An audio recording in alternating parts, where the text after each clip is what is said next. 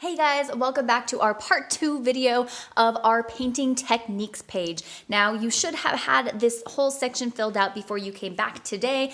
Last time we were here, we worked with small strokes, we worked with diagonals, and then we also worked with kind of doing the same technique, but just elongating that stroke. So today what we're going to be working with is looking at, instead of just creating long straight lines, creating lines that have a little bit of a curve to them. So this again is just another type of technique, a way to create brush strokes where they are thin lines and then thick lines and then thin lines again, and just another way to learn how to use the paintbrush a little bit more, how to get a little bit more experience with the paintbrush for when you go ahead and create your paintings. Now I have gone through and made sure that I have washed my brush out so it's nice and clean. I'm gonna use a different color than what I used last time, just to kind of show you guys a little bit more of the Daniel Smith pigments. I'm actually gonna go through, I think these two got stuck together, but I'm just gonna break them apart very easily and use what I believe is the Payne's Gray. I believe it's Payne's. Let me double check for you. Yeah, it's Payne's Gray. Now, even though this is gray, it has a very dark quality to it. So remember, we were talking about watercolors are very transparent, but we can also make them very opaque. The less water you use, the more opaque your color is going to come out. Now, when we say opaque, we mean that you can't see through the color to the back of the page. When things are transparent, we can see the back of the page, very similarly to this color here when we were using our blue. Even though we have the blue paint on the page, you can still see behind the paint to the page. So to create those more transparent colors, you want to make sure that you are using more water. If you want colors that are more opaque to where you cannot see the back of the page, you want to use less water. So there's a lot of different things that we have to understand when we're going through and using watercolor. It's very different from using tempera or using acrylic. It has different properties, it has different abilities, and so we want to make sure that we have experience just kind of testing things out. A lot of times in art, when you have never used something before, it's great to, instead of just immediately using it on a project or an idea that you have, really test out the material, test out different brands, test out different products, and really find out what you like and figure out how to use the product before you find something that you want to use it for, essentially, is what we're looking at here. So we're going to be working with, I believe, the Payne's Gray today, which I've kind of just moved over to the side. It could be that one. I'm not sure. It's kind of hard to see. When the colors are dry, they are a little bit more difficult to identify the difference. I believe that's red, though. But I want to use the Payne's Gray. Ah, yes, this is Payne's Gray. Okay. So I'm just going to be adding in a little bit of water here to get that nice dark color. Again, we want to make sure that we're using something plastic. That way the pigment does not soak into any type of paper or cloth. And what I'm going to be doing is these curved areas here. So I'm just going to zoom in just a little bit. Again, using the tip of the brush to start by pushing it down, applying a little bit of pressure, and then kind of just twisting the brush almost in my hand without moving it away.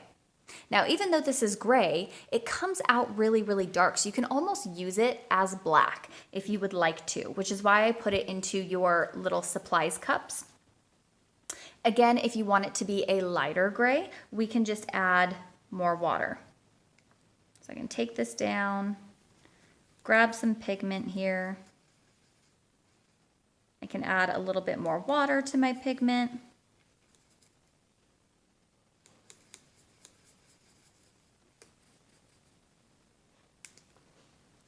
And again, I'm just going to start with the tip of the brush, slowly bringing that down, kind of twisting the brush a little bit, bringing it down again, and then up.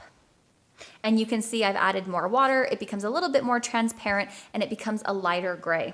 So the Payne's Gray can actually be used, because it is so dark when it's opaque, it can be used as black. Just kind of keep that in mind. But really the technique that we're looking at here when we're doing these curves is we're still keeping the same technique that we did when we did these long ones, right? We're starting with just the tip of the brush, slowly applying that pressure so that the brush kind of fans out a little bit to create those wider areas. And then once it gets to this area where it curves, you kind of just want to slightly twist your hand and then bring it down. So I'm starting here, I'm coming up, I'm twisting, and then I'm bringing it down. You should not be picking up your paintbrush. Remember, we want to try and do one nice solid line or solid movement. We don't really want to have any breaks. So let's go ahead and try that again. I am actually going to move my hand to the side so hopefully you can see the twist a little bit more. So I am putting my paintbrush down towards the tip, which is going to create a lighter line or a thinner line, pushing down, applying that pressure so that the paintbrush fans out a bit. And when it comes to the curve, that's where I'm going to start twisting my paintbrush and then bringing it back up again for that lighter or thinner line. So this one is really just about going through and twisting that paintbrush.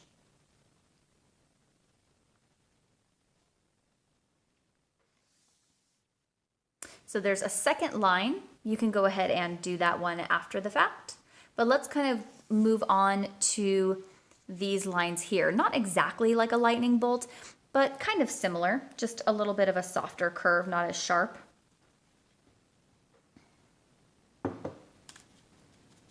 Gonna get a little bit more pigment.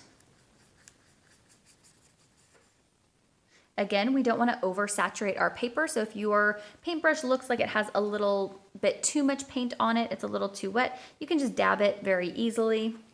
You can see how much was on there because the paper towel really absorbed a lot of pigment there. And we're just going to go through, again, starting with the tip. When you start with the tip of the paintbrush or the point of the paintbrush, that's going to create a very thin line. And as soon as you apply pressure, what happens to the bristles is they start fanning out a little bit more, and that's going to create a wider line or a thicker line. So I'm going to start with the tip, go down, twist my paintbrush just a little bit, still keeping it fanned, and then slowly bring the paintbrush up for when I want to get to that thinner line. So let's practice that again. I am using the point of the paintbrush to get that really thin line first, applying pressure when I want that line to get thicker, twisting it on the curve, and then slowly bringing that paintbrush up to create that thinner line.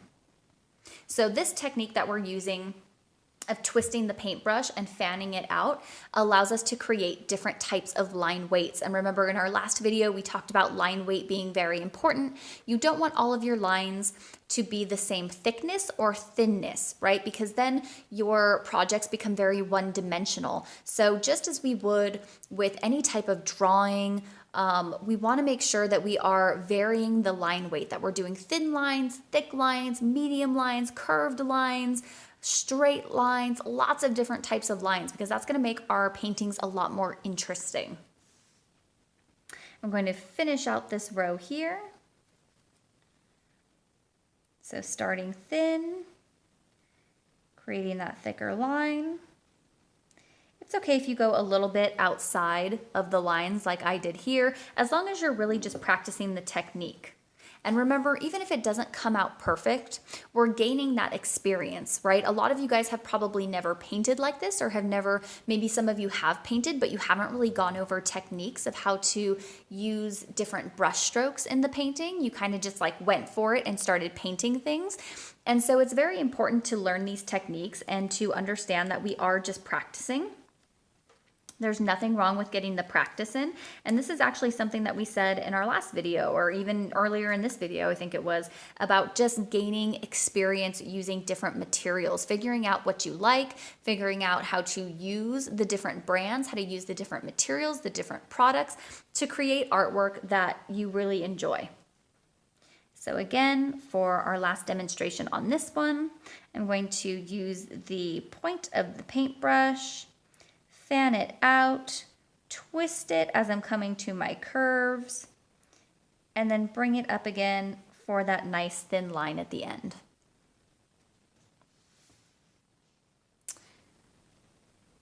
And let's go down to our very last and final one. This one's a little bit wider than my camera, so it may be a little bit difficult to see. But essentially, it's going to be very similar to this one here. We're just bringing those lines out a little bit more. So I'm going to add a little bit more water to my pigment here. If your water starts to get very muddy, meaning that it has a lot of pigment in the water, I can see mine's getting a little muddy. I can barely see the bottom of my cup.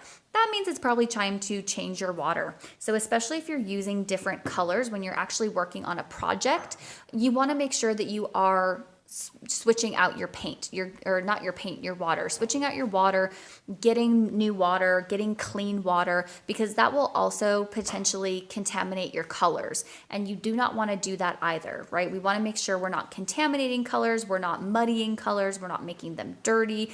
We want them to stay the true color. That way they can be used for multiple projects.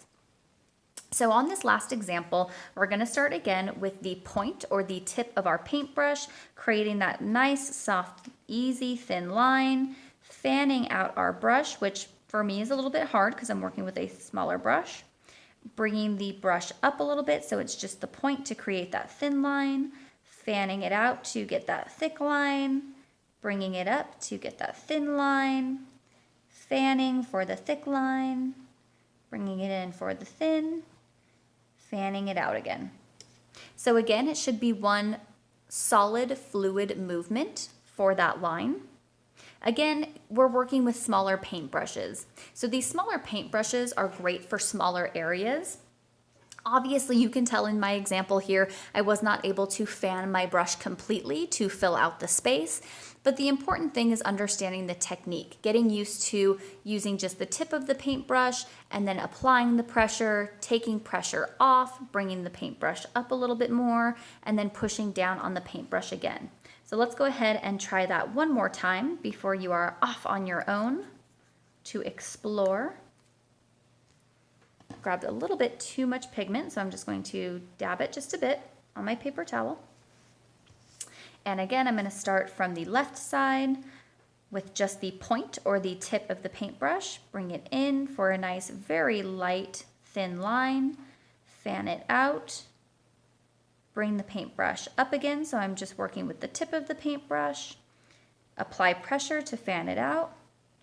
Bring that paintbrush up again, so I'm using just the point to create that thin line. Fanning it out. Bringing it back up again. Fanning it out, and then finally towards the end of my paper, which you can't see because I just saw that it's off camera, creating that thin line again using the tip.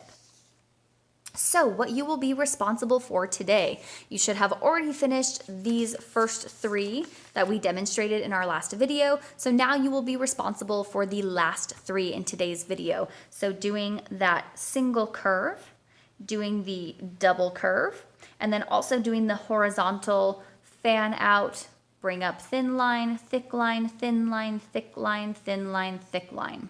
So make sure that you are doing all of the examples here. Remember, we want that practice. We want to understand how to use the paintbrushes properly, how to create those different line weights, and how to create more contrast in our paintings.